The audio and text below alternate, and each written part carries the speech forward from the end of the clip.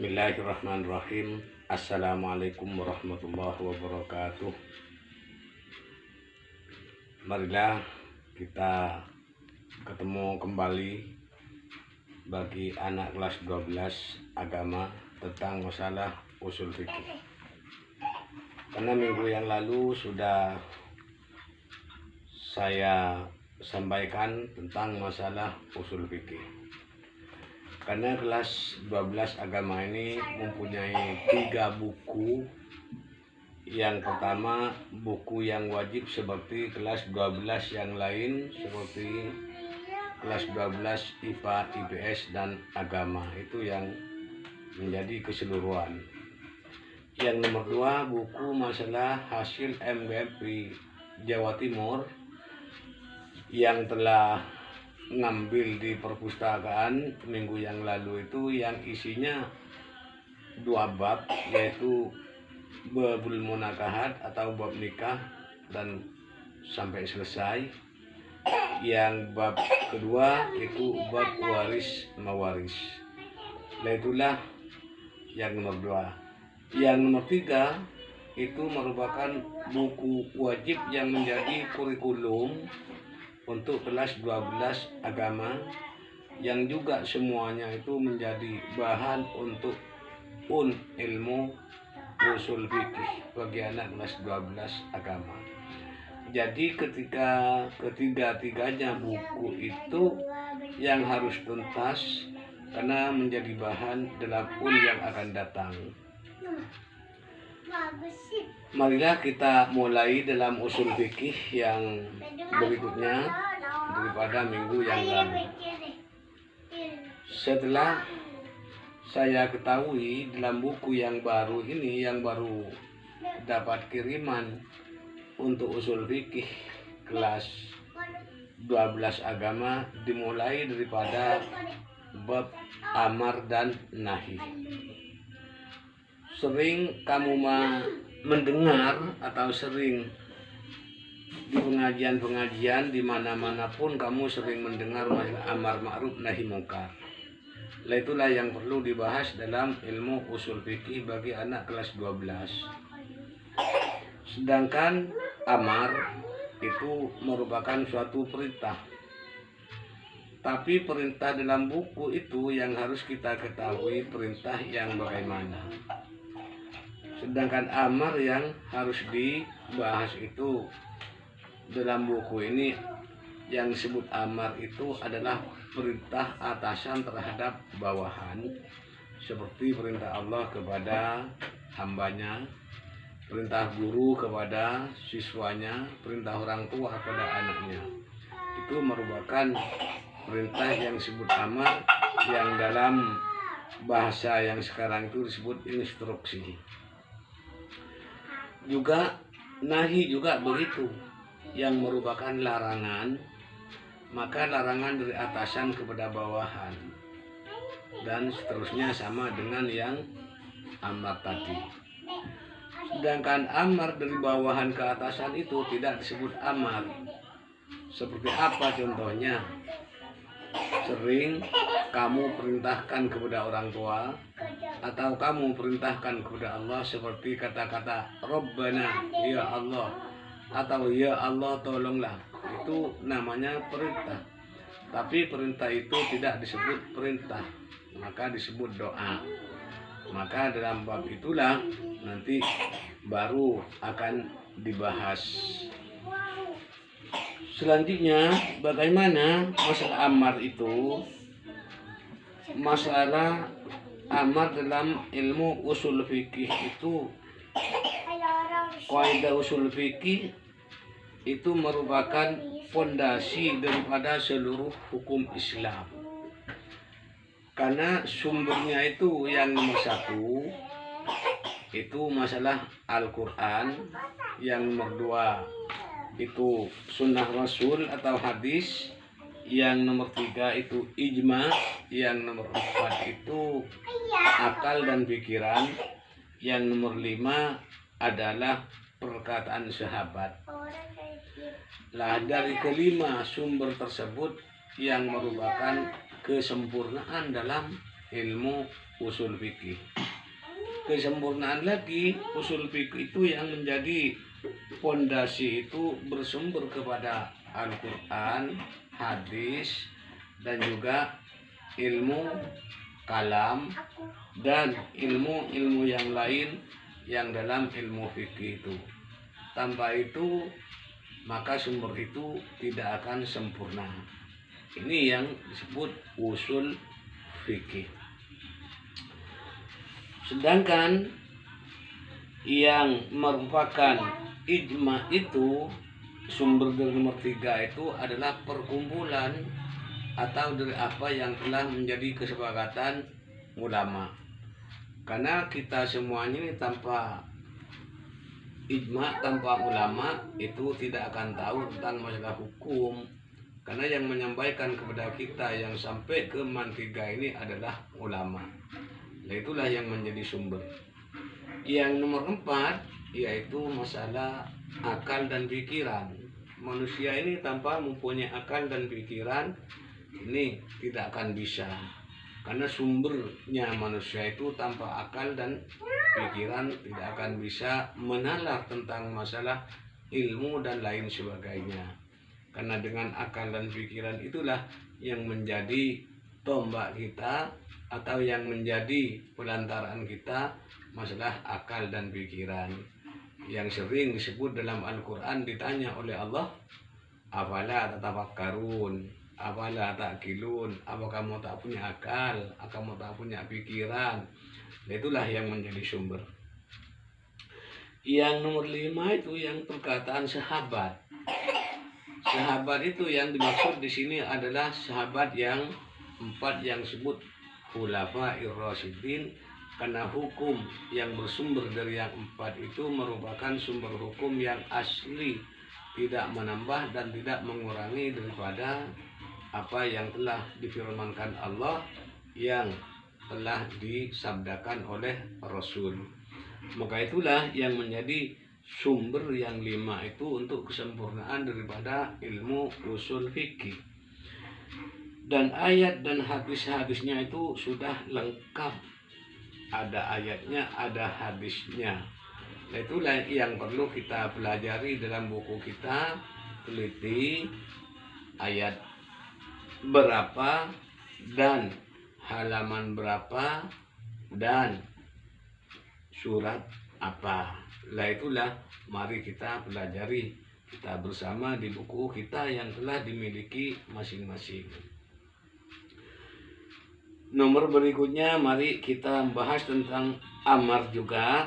Berikutnya, apa amar atau perintah yang disebut perintah atasan kepada bawahan itu? Yang disebutkan di sini yaitu seperti yang dikatakan dalam buku itu, al-amru annahul qaulul muqtadi ta'atal ma'muri bi fi'lil ma'muri.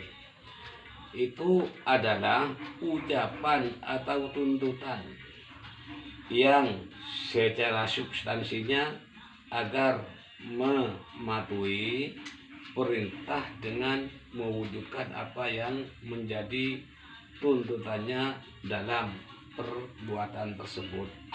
Nah, itulah seperti yang disebutkan dalam surat At-Taha ayat 123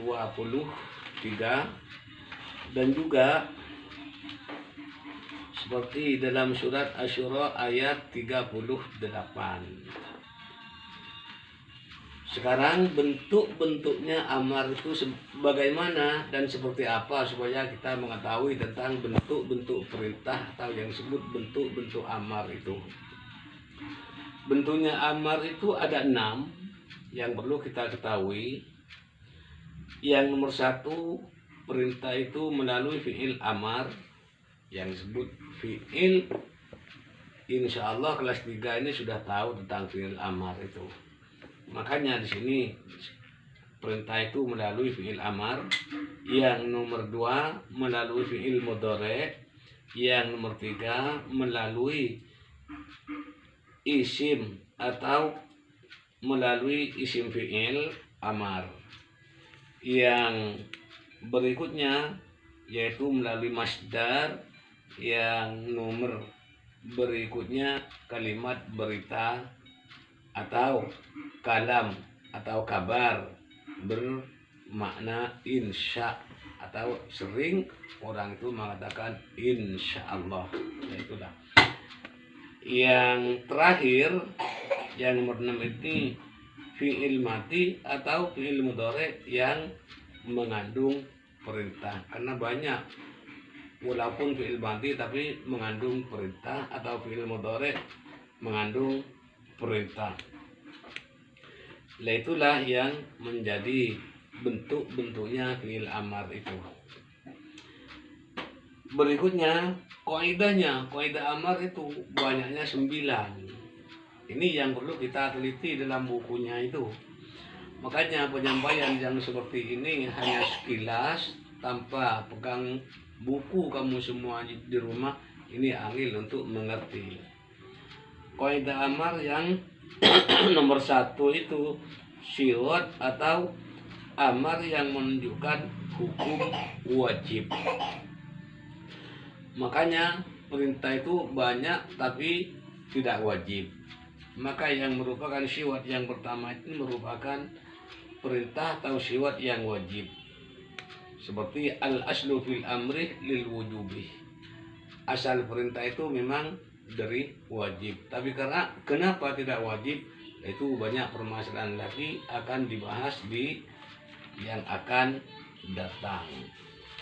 Yang nomor berikutnya, yang nomor 2 itu amar tidak menunjukkan untuk berulang. Artinya perintah itu cuma satu kali, tak perlu diulang kembali.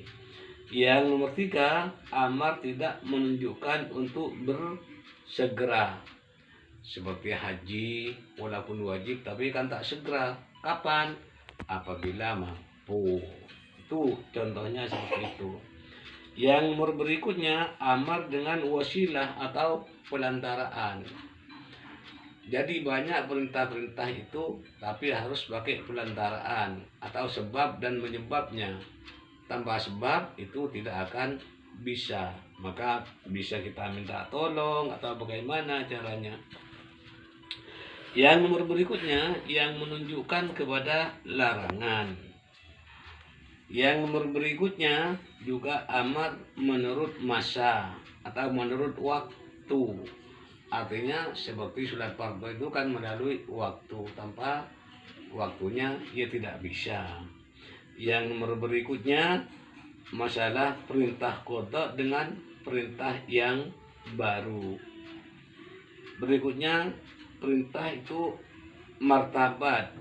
Jadi perintah itu ada martabat orang yang menyuruh itu. Seperti jangan sampai merendahkan martabat orang tua, martabat guru, apalagi martabatnya tentang masalah kepada Allah itu. Yang terakhir amar sesudah larangan atau perintah setelah larangan.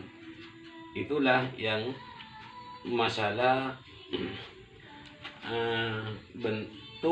bentuk amar yang sebanyak 9 itu.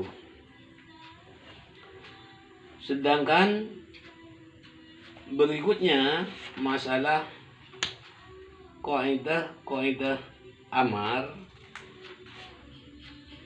dan bentuk-bentuknya tadi kita sudah saling mengetahui. Sedangkan bentuk yang pertama itu masalah amar yang belum diketahui tentang korina atau dalilnya yang ada itu yang disebut korinatun, belum tahu masalah tanda-tandanya karena banyak orang di perintah ini belum tahu masalahnya. Kadang-kadang hanya mengikuti atau niru-niru. Itu ada 9.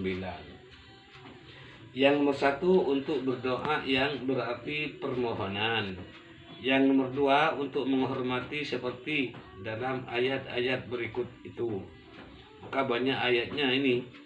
Lah ini untuk menerangkan tanpa ada di dalam kelas yang seperti keaktifan yang semula itu. Sulit ilmu fikih ini. Masalahnya saya takut keliru. Tapi kalau keliru nanti lain dengan hukum yang lain. Kalau matematika keliru 4 tambah 4 10 kan masalah. Tapi kalau saya ngajar fikih atau usul fikih ini salah, menyampaikan saya yang neraka. Nah itulah takutnya. Yang nomor 3 untuk menunjukkan seperti dalam ayat tersebut, ya ayyuhalladzina amanu idza tadayantum bidainin ila ajalin musamma, seperti itu. Yang nomor 4 untuk ancaman. Yang nomor 5 untuk litajis. Apa litajis itu? Marilah kita nanti akan bahas. Yang nomor 6 itu litakwid atau litakwid. Itu artinya menyerah. Yang nomor 7 litalhib, artinya menyesal. Ayatnya lengkap ini semuanya. Yang nomor 8 litahsyir, artinya memilih. Yang nomor 9 itu litaswiyah. Litaswiyah itu artinya mempersamakan. Jadi ada perintah yang menyamakan. Itu semuanya amar itu banyak yang seperti itu. Makanya kita bisa tanya jawab. Kalau penyampaian seperti ini hanya sekilas. Nah itulah satu kali lagi saya sampaikan masalah usul fikih ini. Ini hanya bab amar, belum ke bab nahi. Nah itulah mari kita teliti dalam buku yang telah kamu mengetahui bukunya itu. Karena saya ini juga baru dikirim bukunya untuk mengetahui tentang masalah usul fikih yang menjadi bahan pun di kelas 3 ini. Tadi juga perlu kita ketahui buku yang 3 ini yang harus dikuasai oleh kelas agama, tentang fikih yang wajib, tentang masalah buku yang hasil MGMP Jawa Timur yang telah diambil di perpustakaan kemarin, dan juga buku usul fikih yang wajib untuk pegangan ini. Nah itulah yang saya perlu beritahukan kepada kamu semuanya, yaitu buku yang belum terkirim umpamakan kamu belum pegang yang buku wajib untuk usul fikih kelas 12 agama ini, bisa kamu ajukan ke atau ditanya ke Ibu Nur Hasanah. Itulah mudah-mudahan himbauan atau penyampaian ini tentang usul fikih bisa bermanfaat bagi kita semuanya. Demikian dulu saya sampaikan. Wassalamualaikum warahmatullahi wabarakatuh.